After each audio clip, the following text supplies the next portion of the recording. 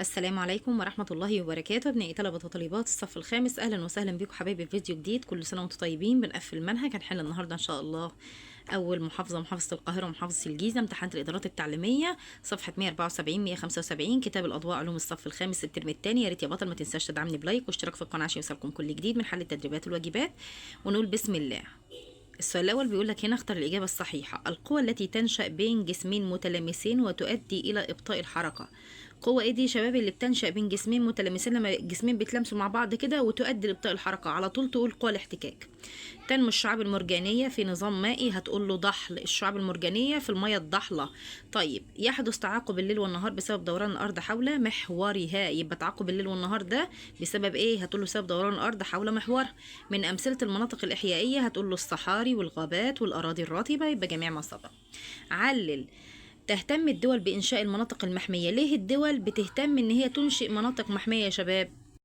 لحماية الموارد الطبيعية ومنع استنزافها، عشان تحمي الموارد الطبيعية وإيه يا شباب كمان وتمنع استنزافها.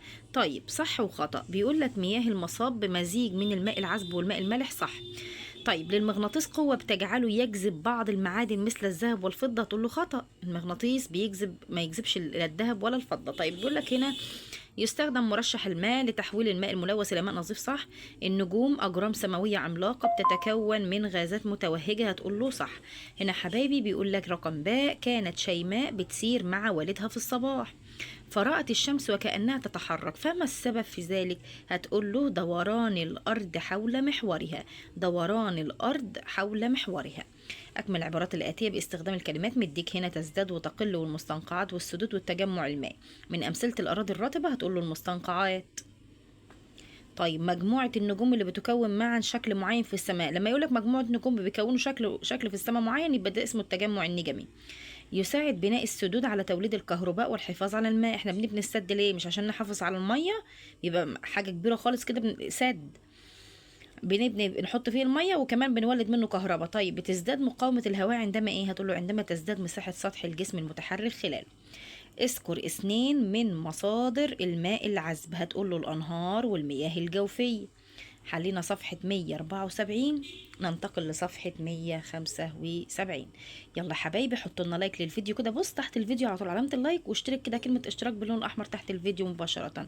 اضغط عليها وبكده تكون اشتركت في القناة عشان كل فيديوهاتنا الجديدة بحل المحافظات ومراجعات توصل لك. أكمل العبارات الآتية. أجرام سماوية عملاقة بتتكون من غازات متوهجة، دي اسمها النجوم. من أمثلة المناطق الإحيائية ده احنا لسه قايلين، عندك الغابات والصحاري والأراضي الرطبة. طيب، امتصاص النباتات للعناصر الغذائية من التربة بيعد تفاعل بين الغلاف الحيوي والغلاف الأرضي. ما بيقولك عناصر غذائية من التربة يبقى غلاف أرضي. خلاص. طيب، القوة التي تبطئ من سرعة سقوط هواة القفز لأسفل اسمها قوة مقاومة الهواء. مقاومة الهواء. توجد أدوات تكنولوجية لرؤية الأجرام السماوية البعيدة. اذكر واحدة منها، تقول له المناظر ثنائية العدسة، المناظير ثنائية العدسة والتلسكوبات. طيب، صح وخطأ. في حالة عدم وجود هواء بتسقط جميع الأجسام نحو الأرض بنفس السرعة، هتقول له صح. المحيطات من المسطحات المائية المتصلة ببعضها وبتضم سهولا وجبالا في القاع، صح. ظهور القمر بدرا بيدل على ان وجه القمر المواجه لنا نصف مضيء، هتقول له خطأ. البيئة المناسبة لنمو ظهور اللوتس هي مياه البحار، هتقول له خطأ. رقم باء. علل لما يأتي. جاذبية الأرض أكبر من جاذبية القمر، ليه؟ هتقوله لأن كتلة الأرض أكبر من كتلة القمر. لأن كتلة الأرض أكبر من كتلة مين يا حبايبي؟ القمر. اختر من العمود ب ما يناسب العمود أ. المدار هتقوله شكل بيضاوي بتدور فيه الكواكب حول الشمس. مستجمعات المياه هي هتقوله منطقة بتتجمع فيها المياه من مصادر مختلفة وتتجه في اتجاه واحد. طيب، القبة السماوية هتقوله ده بتشعر فيها بأنك قريب من الفضاء الخارجي وترى صورا مختلفة للنجوم والكواكب. الاستدامة استخدام الموارد بطريقة لا تؤثر عليها في المستقبل. طيب، انظر للشكل المقابل ثم اجب. ما اسم الظاهرة اللي بتحدث نتيجة دوران الأرض؟ هتقول له تعاقب الليل والنهار. تعاقب الليل وإيه والنهار. طيب احنا حلينا محافظة القاهرة والجيزة، صفحة 174 175، كتاب الأضواء علوم الصف الخامس ترم تاني. يا ريت يا أبطال ما تنسوش تدعمونا بلايك واشتراك في القناة عشان يوصلكم كل جديد من حل التدريبات والواجبات. بالتوفيق والنجاح يا رب، مع السلامة.